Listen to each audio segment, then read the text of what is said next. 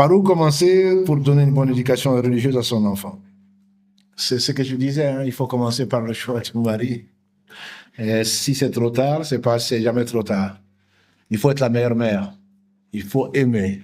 Il faut aimer l'enfant. Il faut remercier Allah de ce don et lui demander son aide. Mes sœurs, n'oubliez jamais ça. Je pense qu'on est souvent déçus parce que non, j'arrive pas à faire ça. Non, moi, je n'y arrive pas. Tu n'y arrives pas parce que tu es pauvre, parce que tu es impuissant. Tu peux rien faire. On dit souvent la hawla wa la quwwata illa billah. Pourquoi? On le dit sans vraiment y penser. Il n'y a pas de mouvement, il n'y a pas de force si ce n'est pas Allah. Tu ne peux ni regarder, ni boire, ni rire, ni aller aux toilettes. Tu ne peux pas sans Allah. À partir de ce moment-là, Wallahi, demande à Allah. Il peut tout. Demande à Allah. Commence par là. Et ne sois pas déçu par le cadeau d'Allah. Allah te fait un cadeau, mais en même temps, c'est une épreuve. Demande à Allah de t'aider. Et si Allah t'aide, il n'y a pas. Personne ne peut s'opposer à ça. Aime Allah, Wallahi, si tu aimes Allah, je suis sûr que tu vas faire aimer Allah. L'amour d'Allah, quand c'est dans ton cœur, ça se traduit, ne serait-ce qu'un sourire. Quand vous prenez vos enfants dans vos bras, etc., c'est Allah qui crée tout ça. Wallahu khalaqakum wa ma ta'malun, dit Ibrahim alayhi salatu wassalam. C'est Allah qui vous crée et c'est que vous faites. Je me demande pourquoi on est malheureux, c'est parce que, alhamdoulilah, le cœur, il n'est pas comme il doit être. Si tu aimes Allah, Allah te fait aimer aux gens. Ça, on le connaît tous. Mais dans notre cas, malheureusement, on va apprendre la fin du hadith. Quand Allah te déteste, il dit aux anges, il dit à l'ange Gabriel, je déteste un tel, déteste-le. L'ange Gabriel descend dans les cieux et il dit aux anges, déteste-le jusqu'au reste. Donc il faut aimer Allah, c'est tout. Si Allah t'aime, Wallah, tu as gagné. Tu as gagné. Tu peux pas être malheureux. Moi, je dis, le croyant, il est triste, forcément. Le prophète sallam, il a pleuré. Il a pleuré, pas seulement dans la prière, il le faisait souvent dans la prière. Mais quand le dernier de ses enfants est mort, Ibrahim alayhi salam, il a pleuré. Et on lui dit, ah bon, même toi tu pleures? Il dit, mais ça c'est une miséricorde qu'Allah met dans le cœur. Ya Ibrahim, le cœur est gros, les larmes coulent, mais on ne dit d'Allah que du bien. Donc c'est normal que tu sois triste. Si tu n'étais pas triste, tu ne connaîtrais pas la joie. Si tu n'étais pas malade, tu ne connaîtrais pas les bienfaits de la santé. Allah, il te fait ça pour que tu apprécies plus. Et parce qu'il ne veut pas te châtier dans l'au-delà. Wallahi, personne ne peut supporter le châtiment d'Allah. Personne. C'est pour cela que Abu Dhar, il disait, moi j'aime 3 choses que les gens n'aiment pas. Entre autres, la maladie. Il n'y a pas, même un souci, mes sœurs, vous qui êtes très soucieuses pour vos enfants, même un souci, même une piqûre d'épine, si par là, Allah ne t'enlève pas les péchés et ne t'élève en degré. Il y a 3 fleuves d'Ibn Qayyim dans ce bas monde pour te purifier. Si on le savait, wallahi, on aimerait les épreuves. On les aime pas, on demande à Allah de nous aider à les supporter. Il dit à les bonnes actions. Et c'est ici. Demain, peut-être que tu ne pourras plus le faire. Les bonnes actions, parce que Allah dit dans ce que vous savez, verset 114 de la sourate 11, Allah dit, Innal hasanat tuzhib as-sayyi'at. Les bonnes actions effacent les péchés. Il dit l'istighfar, et on n'est jamais assez, on ne demande jamais assez pardon à Allah. Le prophète sallallahu alayhi wa sallam qui n'avait pas de péché, il demandait 100 fois pardon à Allah. Il n'avait pas de péché. Et les épreuves te lavent des péchés. Ibn Qayyim, il dit, si tu sors de ce bas monde, tu n'es pas pur, Allah va te purifier. Par quoi? Par l'enfer. L'enfer est là pour ça, pour purifier les gens, parce qu'on ne rentre au paradis que les gens qui sont purs. Et donc, si on savait comment Allah est miséricordieux, il ne te châtie pas, et en même temps, il te rapproche et il te pardonne, pour ne pas te châtier dans la tombe ou pour ne pas te châtier dans l'au-delà. Si on le savait seulement. Bref, je vous dis, ne me posez pas une question. Je ne savais pas, même moi-même, je ne savais pas que j'étais aussi bavard.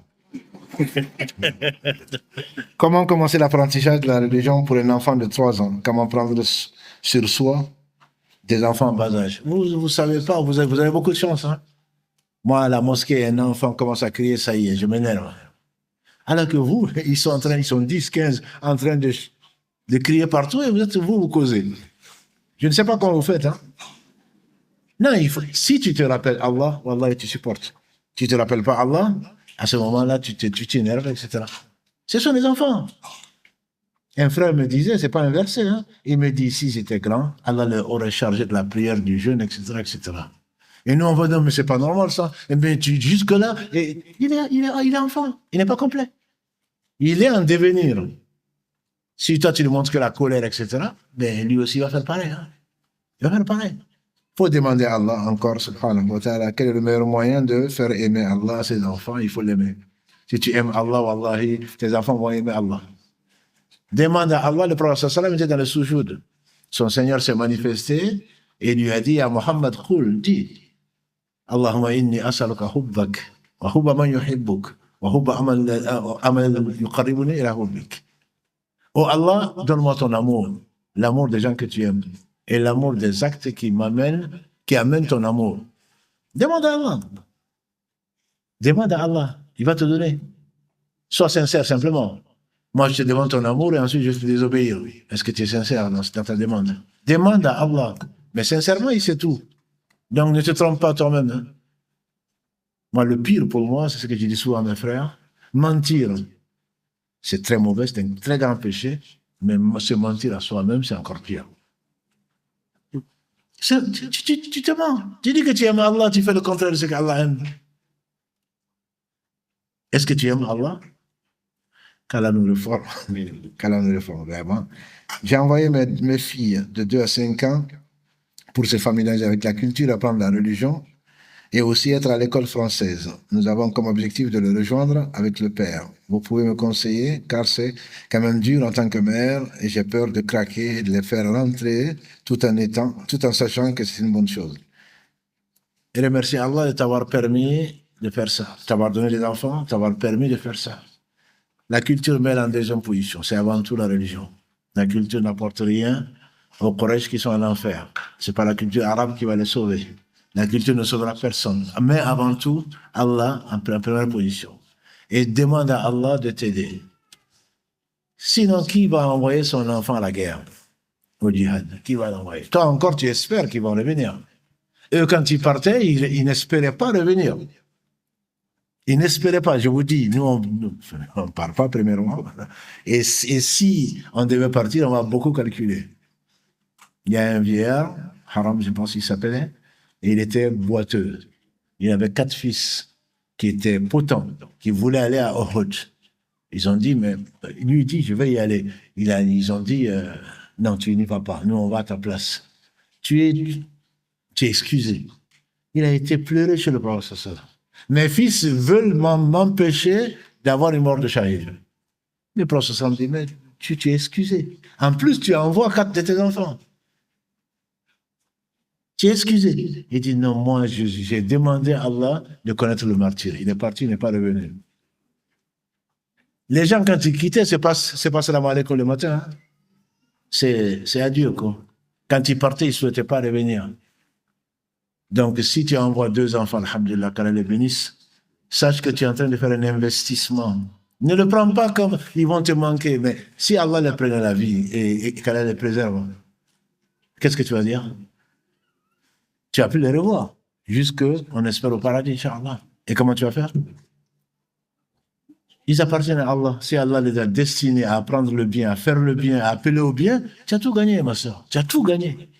Donc, il faut changer de mentalité. Il faut changer de façon de voir. C'est l'au-delà. Notre objectif, c'est l'au-delà. C'est pas ici.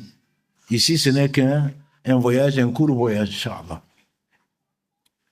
Que faire lorsque son enfant de 17 ans ne veut pas se lever pour le fajr? Est-elle responsable ou est-ce moi, en tant que mère, qui suis responsable, j'imagine? Alhamdulillah, tu as fait ce que tu as fait, par contre, n'accepte pas ça. Quand tu n'acceptes pas ça, de toute façon, tu ne peux pas. À 17 ans, on aime la vie, voilà, tu es certainement moins forte, et si c'est le père qui doit jouer ce rôle-là. Mon fils, tu es chez moi, tu dois te lever pour prier. Voilà, c'est pas un hôtel. D'habitude, ils écoutent jusque-là. Même s'il se lève, il va frotter. Peut-être il va prendre le tapis, il n'a même pas les ablutions, et en plus, il revient. Voilà, salam alaikum papa, alaikum salam. Tu as prié, oui. Alhamdulillah. C'est toujours ça. Au moins qu'il sache qu'il est il n'est pas dans un auberge de jeunesse. Vous ne pouvez pas, à part les doigts, vous ne pouvez pas. Je ne vous conseille pas non plus ni de les insulter, ni quoi que ce soit, parce qu'ils sont à un âge, l'adolescence, ils risquent de vous insulter. Et ils risquent de ne pas vous aimer, même de vous détester. Mais ce n'est pas une raison pour se taire. Je parle surtout aux pères qui ne sont pas là. Ce n'est pas une raison. Celui d'entre vous qui voit un faible amable, a dit le professeur sallam, qui le change de sa main. On dit c'est le détenteur de l'autorité. Et vous n'avez pas à le faire. S'il ne peut par sa langue, s'il ne peut au moins dans son cœur, vous restez au niveau de la langue. Mon fils, tu sais qu'on t'aime, c'est pour ça. Oui, oui, maman, oui, j'ai déjà entendu ça. Son père dit, mon fils, c'est bon, tu te lèves, tu pries. Même s'il n'est pas content, il va aux toilettes, au moins. Même s'il n'y a pas d'eau, il revient, il se couche. Et le père va aller vérifier. Oui, bon, alors, il n'a qu'à devenir grand, il n'a qu'à prendre sa chambre de cité ou je ne sais quoi d'autre. Mais il ne faut pas le laisser.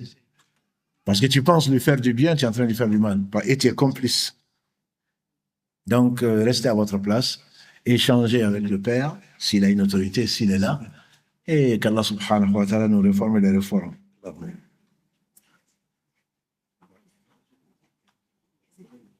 Qu'en est-il de celles qui ne souhaitent pas beaucoup d'enfants, car elles ne savent pas ou n'ont pas les clés pour les éduquer correctement? Nous serons également interrogés sur ça. Est-il possible de se limiter pour leur offrir le meilleur? Le meilleur, c'est pas toi qui leur offre. Hein? Le meilleur, c'est là-bas. C'est pas ici.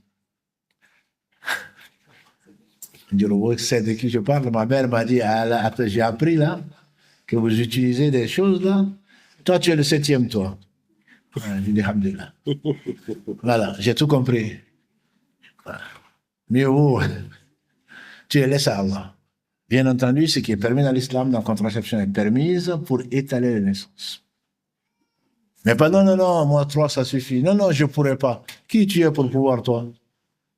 Est-ce que tu peux même mettre au monde un enfant? Tu ne peux pas. Wallahi, quand tu réfléchis comment est-ce que l'enfant est conçu, comment est-ce que tu accouches, vous qui avez cette expérience-là, tu te dis, subhanallah.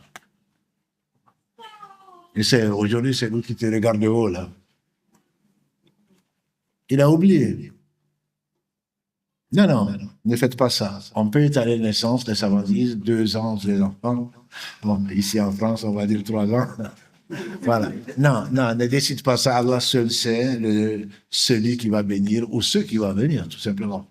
Là, tu comptes sur toi pour les éduquer. Non, c'est Allah qui les éduque.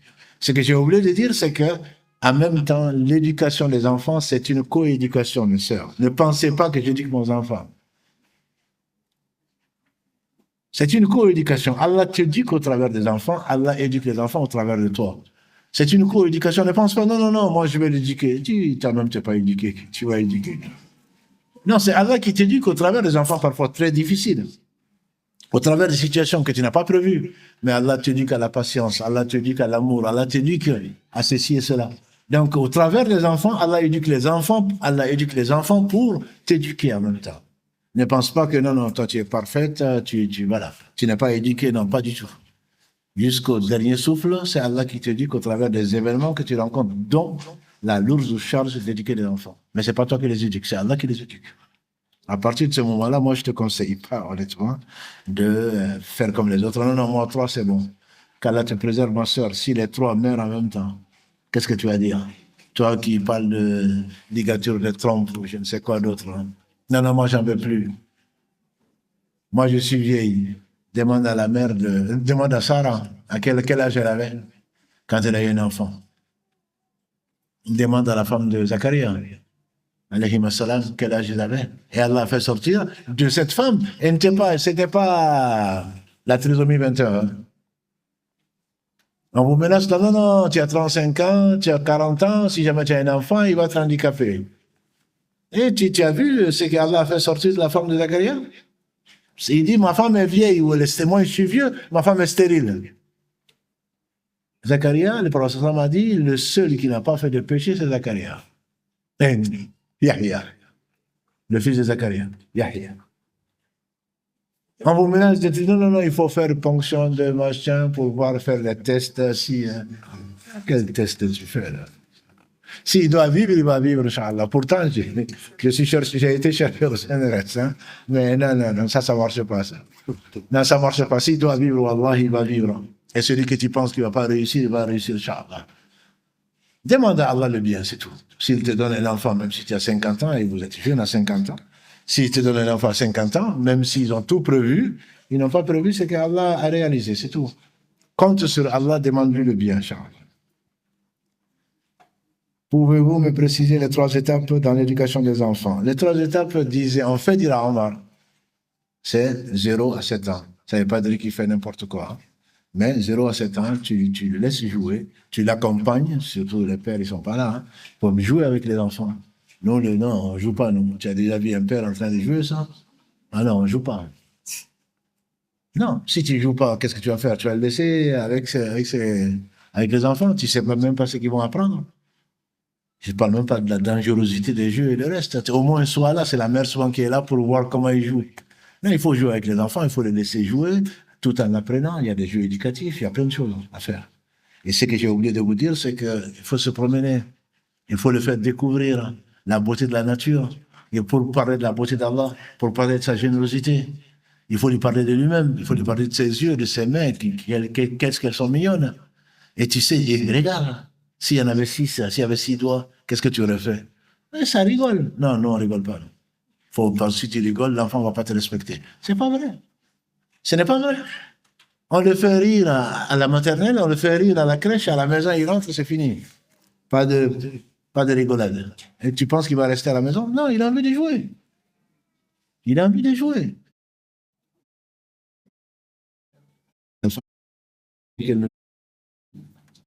Mais on aimait nos mères.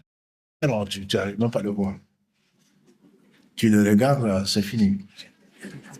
Je dis, la couleur des yeux de mon père, je ne sais pas.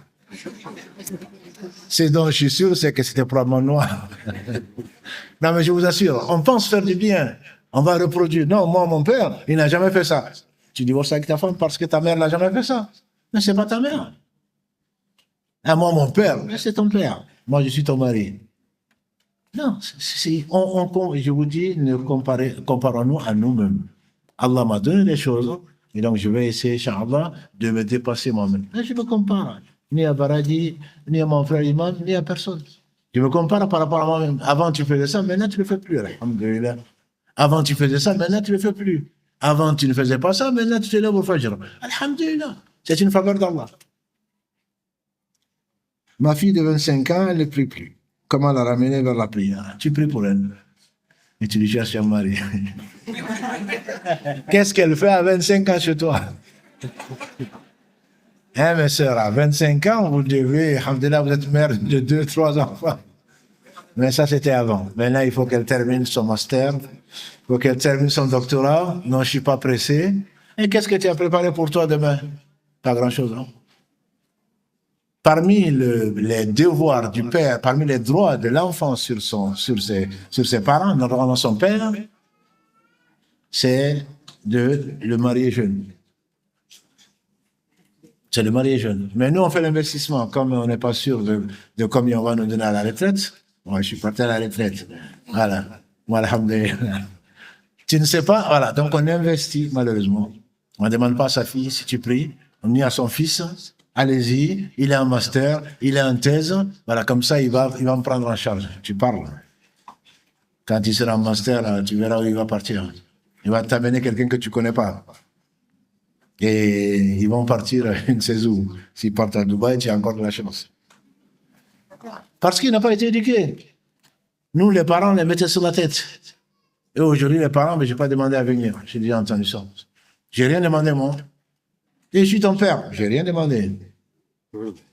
Tu regardes ton père en face, tu dis, tu n'as rien demandé.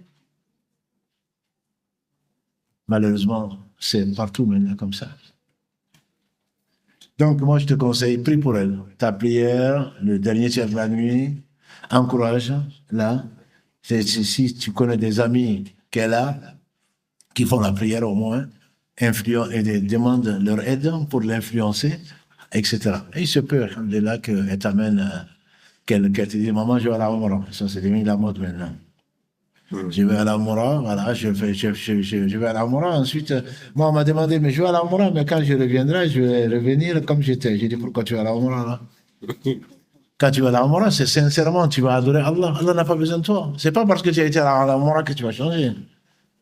Change-toi toi-même, change ton intention.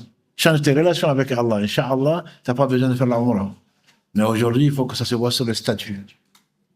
Tu crois que Allah a besoin de statut? Si tu vas, Allah sait tout. Même ce qui n'est pas, si ça avait été ce que ce serait, tu vas mettre ça sur son statut. Pourquoi tu mets ta Amoura sur ton statut? Pourquoi?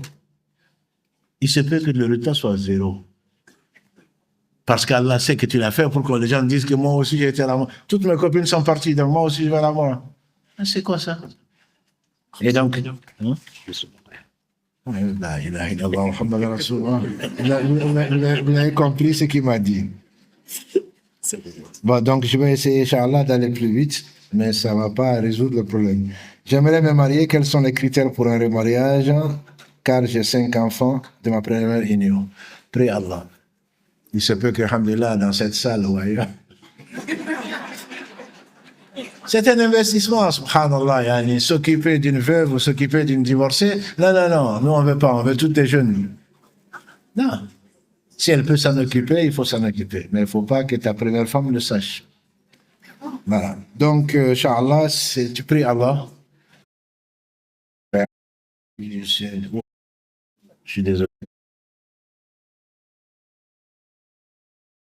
Mais il ne va pas laisser venir. Voilà. Hein? Et dire, il n'y a pas de honte. C'est te protéger. Demande à Allah et demande donc aux personnes que tu connais. Ah non, non, mais tu as déjà 5 enfants, mais qui va te vouloir? Il y en a. Ils sont en Moukhabala, là, j'en connais une. Ils sont en Moukhabala, là. Ils sont en Moukhabala. Lui, elle a 3 enfants, l'autre a 4 enfants. Ça fait que 7. Alhamdoulilah. Je suis marié depuis, c'est cela.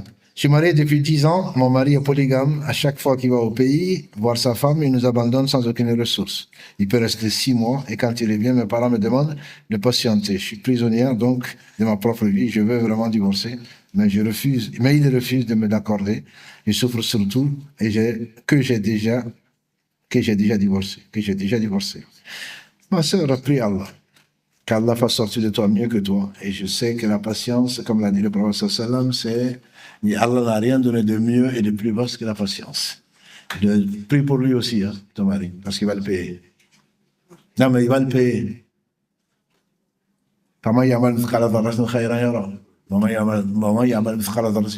S'il le savait, wallahi, il te baiserait les pieds. Parce que si tu ne lui pardonnes pas, c'est son rôle. C'est lui qui doit subvenir à tes besoins. Si tu en prends 2, ben sois capable. Si tu passes 6 mois là-bas et tu laisses des enfants et une femme ici, tu seras interrogé dessus. C'est tout. Donc fais ton devoir, ma soeur. Demande à Allah de pouvoir faire tes devoirs et qu'Allah te les facilite et tu ne regretteras pas. Après ce qu'il fait, il va le payer malheureusement. Prie pour lui, Allah, et prie pour lui. Quand il le verra partir dans l'enfer, qu'Allah l'en préserve, je suis sûr que c'est toi qui vas dire, Ya Allah, fais-le revenir. Mais je suis sûr. Je suis sûr. Allah seul le sait. Mais je vous assure, ces femmes, Wallahi, qu'Allah vous aime. Je ne sais pas comment vous êtes. L'homme, il divorce 3 fois, 10 fois. Et qu'est-ce qu'elles me disent? Non, non, vraiment, il était en colère. Et il est en colère, il te divorce et c'est toi qui le défends. Ma soeur, demande à Allah, si tu peux vraiment plus lui donner ses droits, à ce moment-là, je te demanderai, si tu as fait du civil, tu peux demander, même s'il refuse. Mais à condition que et regarde ton devoir. Allah va te demander ton devoir, il va pas te demander sur tes droits. Lui, il va lui demander sur ses devoirs, donc il risque d'être châtié au nom de Allah. Tant que tu peux supporter ma soeur, je dis, tant que tu peux faire ton devoir, fais-le. Wallahi, tu ne vas pas regretter. Parce que tu le fais pour Allah. Par contre, si tu ne peux plus accepter ses invitations au lit, tu ne peux plus lui obéir, tu ne peux plus, salam alaikum. Contacte tes parents, contacte ses parents, s'ils ne veulent pas, passe, si tu as fait le civil, il va voir au jugement et il te rend ta liberté. Donc j'imagine que c'est terminé. C'est pas de ma faute, hein. Si ça marche pas, c'est Barali qui a... Voilà. Une ou deux questions. Bon, on va s'arrêter là, Inch'Allah. Ma fille a 3 ans, c'est mon premier enfant. Par quoi devrais-je commencer et comment lui transmettre de façon progressive et adaptée à son âge? Ça dépend de ses capacités, ma soeur. C'est toi qui la connais plus que moi. Si, alhamdulillah, tu peux lui apprendre déjà la Fatiha, tu peux l'accompagner au lit tous les soirs, lui réciter les 3 dernières sourates, et tu peux, surtout l'amour. Voilà. Et comme je dis, il y a des jeux éducatifs de tout âge. Inch'Allah, qu'Allah te facilite. Il n'y a pas, si ta fille est une surdouée, peut-être qu'à 4 ans, elle aura fini le Coran, alors que toi, tu n'as pas appris. Non, non, mais c'est vrai. Ça existe. Hein. Mais quand tu vois qu'elle ne retient même pas Bismillahirrahmanirrahim, ne sois pas déçu. Et surtout, ne l'oblige pas parce elle va détester la religion. Ah, encore, elle est venue. Voilà, c'est pas avec le biberon ni avec un cadeau. Et donner des cadeaux, donner des cadeaux. Si tu apprends la Fatiha, en une semaine, je t'achèterai ça. Mieux vaut ça qu'autre chose, que de le mettre dans les belles chaussures. Non, mais je vous assure. Et Inch'Allah, ça va marcher. Après la Fatiha, c'est la Qul Huwallahu Ahad. Et après, ainsi de suite. Il faut, le professeur Salam a dit, faites-vous des cadeaux, vous allez vous aimer. Et les enfants sont très sensibles. Vos maris aussi, d'ailleurs. Alors, je vais arrêter. Comment conseiller à agir envers nos parents lorsqu'ils commettent du shirk, innovation, en pensant bien faire, car c'est lié aux coutumes? Doit-on leur montrer notre opposition claire ou faire semblant tout en respectant pas plutôt ce qu'ils nous demandent de faire? Bon, je pense que c'est peut-être la dernière question, puisque je pense que l'astre est là, oui. Il faut prier pour eux. Ibrahim, alayhi salatu wassalam, son père était la pire de l'espèce. Il fabriquait des idoles que les gens adoraient. Et Allah lui fait dire, Ya Abati, oh mon cher père. Nous, depuis qu'on a connu l'islam, ça y est. Non, non, celui-là, mon père, c'est un kafir, j'entends. Pourquoi? Parce qu'il fait ceci, il fait cela. Prie pour lui, utilise l'imam, encore une fois, les pauvres, utilise-le pour faire des durous, et alhamdulillah, on a beaucoup d'imams dans toutes les langues. Dans toutes les langues. Si tu connais quelqu'un, alhamdulillah, qui l'écoute, entre guillemets, parce qu'ils ont tous des préférés, parle-lui-en. Parce que de toi, il ne va pas accepter, malheureusement. L'orgueil chez nous, un enfant en train d'enseigner à sa mère ou à son père, c'est pas quelque chose qu'on imagine. Voilà. Donc, il demande à Allah, c'est Allah qui va t'éclairer. Et ce cœur que tu vois, s'il n'est pas mort, Allah va la guider, Allah va le guider. Il faut aimer le bien. C'est tout ce que je vous conseille, c'est ce que je me conseille aussi. Il faut travailler le cœur. Il faut travailler le cœur, on ne peut le travailler que en s'adressant à Allah, en se confiant à Allah, en aimant Allah, en traduisant vraiment dans la pratique. Et Inch'Allah, votre destination sera le paradis. Et quelle que soit la durée de l'épreuve ici, ça va finir. Demain, quand on va te demander, tu diras non, mais celui qui a été le plus éprouvé dans ce bas monde, le professeur sallam, s'il voit la récompense qu'Allah va lui donner, il va regretter de n'avoir pas été plus éprouvé. Shaitan est non, non, mais je ne peux plus supporter ça. Ça fait 15 ans de mariage, ça fait 40 ans de mariage. C'est quoi, 40 ans de mariage? C'est pas grand-chose, hein. Tu as supporté, alhamdulillah. Allah t'a enlevé beaucoup de péchés. Si tu peux plus, tu peux plus. Mais souvent, quand on te demande qu'est-ce que vous me conseillez? Vraiment, je peux plus. Qu'est-ce que vous me conseillez? C'est que tu peux encore. Sinon, tu vas pas me demander conseil, hein. C'est sûr. Donc, je vous conseille, mes sœurs, si jamais votre sœur ou votre ami vous demande qu'est-ce que tu me conseilles, tu dis surtout patiente. Surtout patiente. Parce que sinon, elle ne t'aurait même pas demandé conseil. Et donc, la compagnie est très importante. Il faut aussi, il faut surveiller.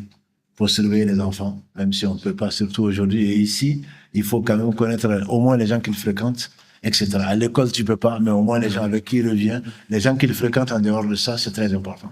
C'est très important. Et qu'Allah vous aime, mes sœurs. Qu'Allah vous aime. Allah vous a donné ce qu'il ne donne qu'aux gens qu'il aime, qui est la foi, et qu'on travaille. On lui demande. Allah dit, wa qala rabbukum ud'uni astajib lakum.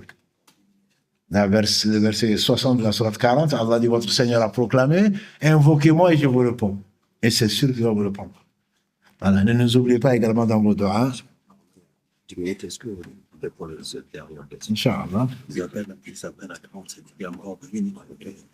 Moi, ne me dis pas ça. Sinon, je pense que vous allez faire le asr au Maghreb.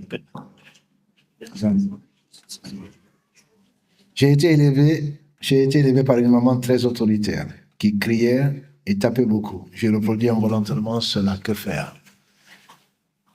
Encore une fois, parce que justement, Allah t'a éprouvé avec une maman, prie pour elle, parce qu'elle est de le payer. Mais sache que ce que tu es en train de faire, c'est des péchés, ta mère ne pourra rien pour toi. Un enfant qui est traumatisé, entre guillemets, par ça, il risque de le reproduire lui aussi. Pense à Allah, fait beaucoup de dhikr. Je pense qu'on n'en fait pas assez. Hein. Si on passait les 9h, 11h on prend juste 1 heure. Après, on fait sa prière à l'heure. On demande à Allah, on fait un peu de dhikr. La ilaha illallah, subhanallah, alhamdulillah, Allah akbar. Et le reste avec cœur, Allah va nous le former. Des gens qui ont associé Allah, Allah les a guidés. Ils ont donné leur vie pour Allah. Et donc, on peut changer. Moi, j'ai dit à mes sœurs, à mes frères, vous avez déjà été au cirque? J'imagine que oui. Vous avez vu qu'un lion ou un éléphant qu'on domine et qui se met à faire le malin devant tout le monde et ça amuse tout le monde? Si un animal, on peut le dompter, pourquoi toi tu dis moi je suis comme ça? Pourquoi? Tu es mieux qu'un animal, ça c'est sûr. Allah t'a donné ce qu'il n'a pas donné aux animaux. Et comment toi tu vas te sous-estimer en disant que non, mais moi je ne vais jamais y arriver, je le sais. Moi, ma mère était nerveuse, mon père, n'en parlons pas. Et ça n'est pas une excuse devant Allah. Allah t'a créé, il t'a donné un père et une mère qui vont rendre compte, malheureusement pour eux, de leurs péchés. Et toi aussi, tu vas rendre compte. Demande à Allah, essaye 1 fois, 2 fois, 10 fois, ne dis pas non, moi je ne vais jamais y arriver. C'est parce que tu comptes sur toi. Je prends Allah à témoin que si tu comptes sur Allah et tu fais des efforts, il va te changer. Ça j'en suis convaincu. Donc ne baisse pas les bras, ma soeur, ne baisse pas les bras. On n'est pas parfait, on fait des erreurs, mais ce n'est pas une raison pour baisser les bras en se disant, moi je suis comme ça, écoute, j'ai essayé 10 fois. Et alors? Tu as essayé 100 fois? Tu as essayé 1000 fois? Chaque fois que tu essaieras, Allah va te le compenser. Ce n'est pas gratuit. Et comme les sœurs, non, moi j'ai pas de chance, j'ai divorcé. Non, c'est pas que tu n'as pas de chance, c'est que c'est une expérience. Prends-la comme une expérience, de toute façon c'est arrivé. C'est pas un échec. On a fait un bout de chemin ensemble dans ce moment. Et finalement, pour ne pas déplaire à Allah, on s'est arrêté. Alhamdulillah, qu'Allah accepte ce qu'on a fait ensemble et qu'il nous donne mieux. C'est tout. Pourquoi on veut tout prendre négativement? Il n'y a que Shaitan qui nous amène à ça. Non, moi, ça fait mon 3e divorce. Alhamdulillah. Ça fait 3 expériences. J'espère que la 4e sera la bonne. Barakallahu fikum en tout cas, qu'Allah vous aime. Vraiment, je vous aime pour Allah. Pourquoi? Parce que le prophète sallam vous aime, vous a aimé. C'est pour cela que je vous aime. Et c'est vrai que quand on enseigne, on ne dira pas le contraire, les femmes sont vraiment mobilisées. On a l'impression que vous êtes sincères. On a l'impression vraiment que vous êtes sincères. Allah vous a créé, vous a donné ce qu'il ne nous a pas donné à nous. Alors profitez-en. Profitez-en quand vous êtes sincères de prier pour moi et ensuite pour les autres. Ça, c'est ce que je demande toujours dans mes lives. Hein. Ne m'oubliez pas dans vos prières parce qu'on espère tous, alhamdulillah, sur la miséricorde d'Allah subhanahu wa ta'ala qui nous fera rentrer au paradis. Mais si on peut y rentrer sans jugement, je vous assure que ce sera vraiment un grand bienfait pour nous. Voilà. Et là, Inch'Allah, on va dire quand on était à Stène, voilà. Mais avant, ça va être, c'est pénible. Donc, supportez. Et, comme le dit le prophète, comme Allah le dit à son prophète, fasbir, patiente, mais tu ne sauras patienter que grâce à Allah. Ne compte pas sur toi, ma soeur. Ne compte pas sur toi, mon frère. Qu'Allah subhanahu wa ta'ala nous réunisse tous dans son paradis, qui nous facilite les épreuves, qui nous envoie pour notre bien, parce que c'est au travers des épreuves qu'il nous éduque, subhanahu wa ta'ala, qui bénisse vos progénitures, qui bénisse vos enfants, qui bénisse même vos maris, si vous en avez, qui vous donne à ceux qui ne sont pas encore mariés ou qui ont été mariés, qui leur donne les meilleures épouses, mais surtout les meilleurs maris. Voilà. Et Inch'Allah, comme ça, vous allez peut-être penser à moi. Subhanakallah wa bihamdika, ashhadu an la ilaha illa anta astaghfiruka.